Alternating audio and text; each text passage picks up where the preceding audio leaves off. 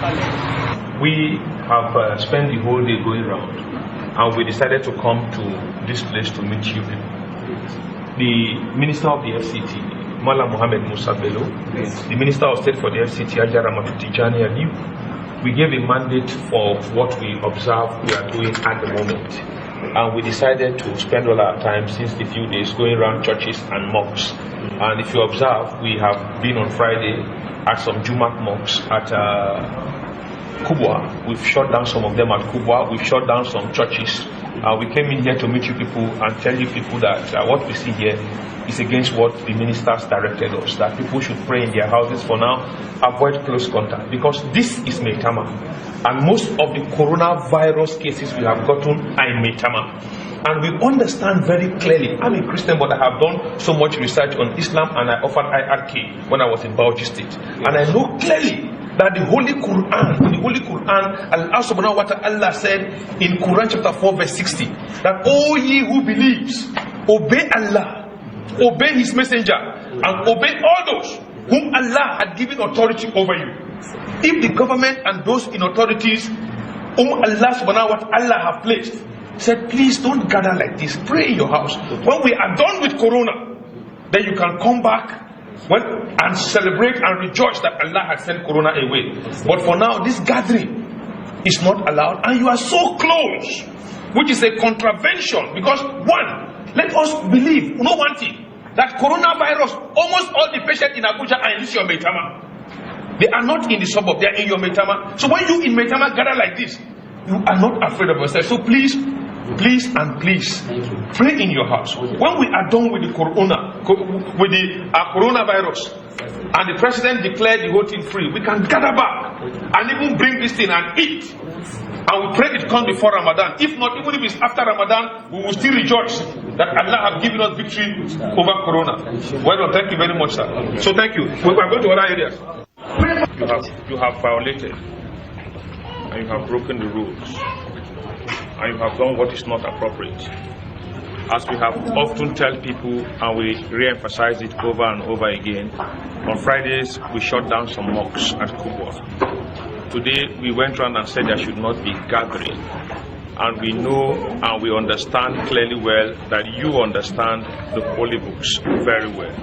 And like we have always re-emphasized over and over again, that when the Messiah Jesus was asked question by the Pharisees about Caesar, he said to them to give that which belongs to Caesar to Caesar.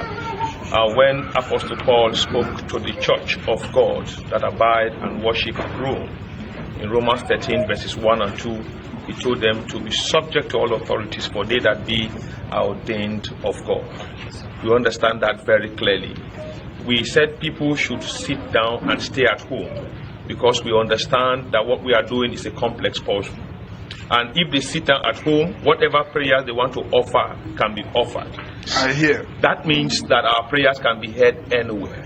What you are doing is a contravention. What you are doing is a breach of the rule. And we, as a people under God, living and enforcing the law, may I use the word of Mordecai, for such a time as this, we do what is appropriate. We will come with us for some explanation.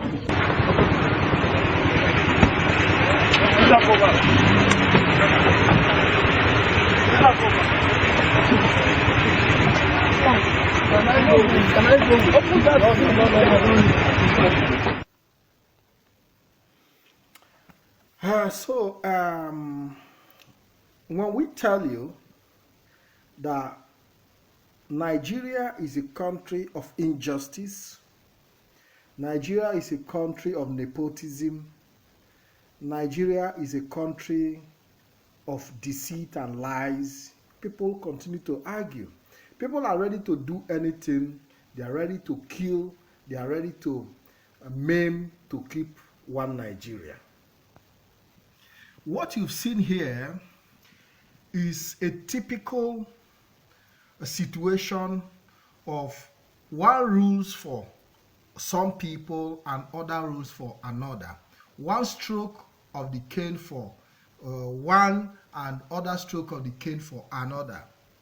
Same rules were created for everybody to obey, and definitely you can see for yourself that the mosque was approached, and even he was even the most educating them on social distancing. But when he came and met the pastor, he even refused to give the pastor a handshake.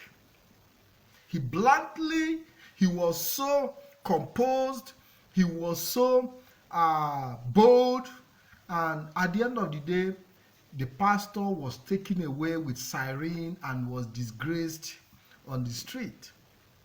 This is the Nigeria where injustice, where the church is different, is treated differently from the mosque. The video speaks for itself. The video speaks for itself. And this is the reason we continue to point out that Nigeria is a false and a fake creation. How can you make a different rule for the mosque and a different rule for the church in the same country? When we talk about Christianity being under attack, these are typical examples. And the head of the task force have also confirmed that he is a Christian. But he has to work to impress his masters who sent him on duty. The pastor was arrested, put into the police van, driven away, even while he was talking in the mosque, the prayer was still going on. The worshippers in the mosque were busy praying, carrying out their rituals. But the church have been disorganized. The pastor followed them to the church. Why? Because the church is not violent. He knew that if he tried such a thing in the mosque, he won't leave that place alive. Because the Islamic religion is a violent one. And they do anything they can to protect their religion. He knows that he cannot arrest the imam because he will never even be allowed to leave that place alive. So we are pointing out some of the things that are happening that have made some of us, become disgusted with that name called Nigeria. And it's impossible for us to say we want to, there is no compromise. In the country where I live, such thing cannot happen. You cannot keep a certain rule for some, and that is why in a country, in a society where there is no justice, you can never find peace. And that's the reason we are pointing out some of these errors for those who have decided, who are bent on keeping Nigeria as one.